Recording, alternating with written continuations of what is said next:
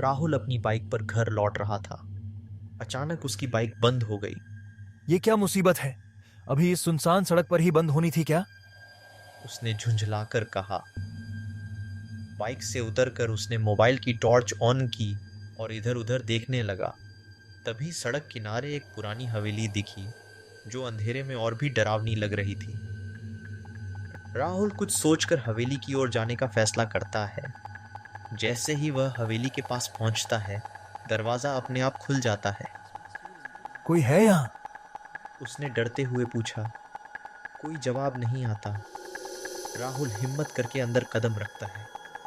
अंदर गुप्त अंधेरा है। अचानक उसे पीछे से किसी के चलने की आवाज आती है।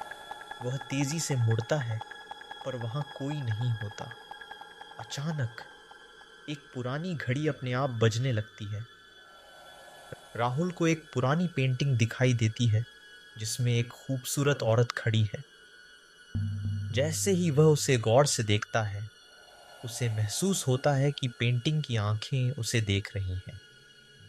राहुल घबरा जाता है और वापस जाने के लिए मुड़ता है। तभी एक ठंडी हवा चलती है और पीछे से किसी की धीमी हंसी सुनाई देती है। कौन है? देखो मुझे। उसने डर कर कहा। धीरे धीरे एक सफेद साड़ी पहनी औरत प्रकट होती है। उसके लंबे काले बाल हवा में उड़ रहे हैं और उसकी आंखों में अजीब चमक है। राहुल कांपते हुए पीछे हटने लगता है। तभी वह औरत बोलती है।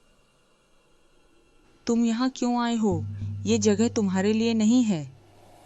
उसने धीमी रहस्यमयी आवाज में कहा। अम्मा, मुझे बस मदद चाहिए थी। मेरी बाइक बंद हो गई थी।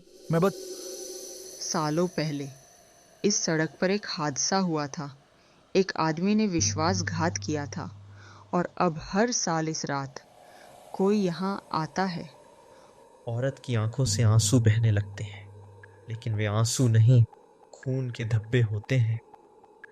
राहुल तेजी से मुड़ता है और दरवाजे की ओर भागता है, लेकिन दरवाजा खुद ब खुद बंद हो जाता है। वह घबराकर जोर जोर से खटखटाने लगता है। कोई है? प्लीज दरवाजा खोलो। पीछे से फिर वही हंसी गूंजती है।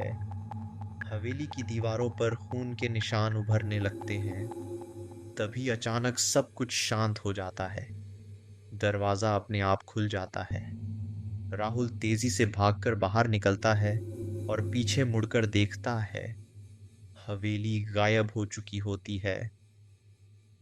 अगले दिन राहुल अपने दोस्त को पूरी कहानी बताता है, लेकिन जब वे दोनों उस जगह जाकर देखते हैं, तो वहां कोई हवेली नहीं होती, जैसे वह कभी थी ही नहीं। पर वहां पड़ा बोर्ड अब भी वही चेतावनी दे रहा होता है। भाई, हो सकता है तुझे कोई सपना आया हो, उसके दोस्त ने कहा। अगर सपना होता तो मेरी जैकेट पर ये खून के निशान कहाँ से आए? दोनों एक दूसरे को हैरानी से देखते हैं और कहानी यहीं खत्म होती है। लेकिन हवेली का रहस्य अब भी जिंदा है। जिंदा था।